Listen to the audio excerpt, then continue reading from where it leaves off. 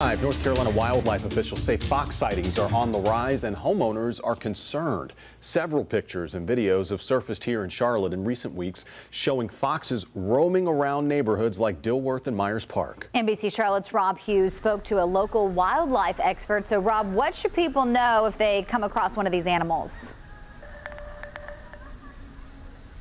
Well, guys, it's kit rearing season, and that means young foxes getting out, leaving their dens for the very first time to see their surrounding habitat. Now, they're usually not dangerous to humans, but still, it's best to keep our distance.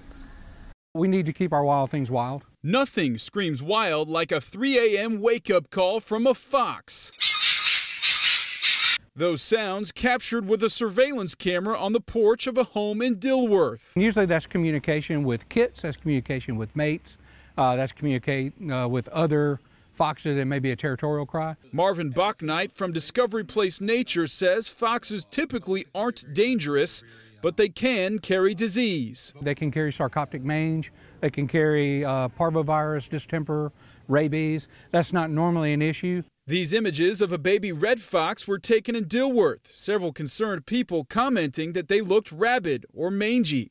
That's a typical summer fox right there. Instead of judging the health of a fox by its looks, Bachnight says observe its behavior. Make sure they're not kind of walking around confused, kind of stiff-legged, or salivating. And the best way to keep a fox from making its home near your home, eliminate any potential sources of food. Like trash, but also areas that like bird feed. And then the other thing too is don't feed your dogs and stuff outside. And foxes are secretive creatures, so really they don't pose a big threat to your pets, dogs, cats, or the like. But if you do know of a den nearby or nearby your house, it's probably best to keep them separate as well. Live in Charlotte, Rob Hughes, NBC Charlotte. All right, Rob. Thank you.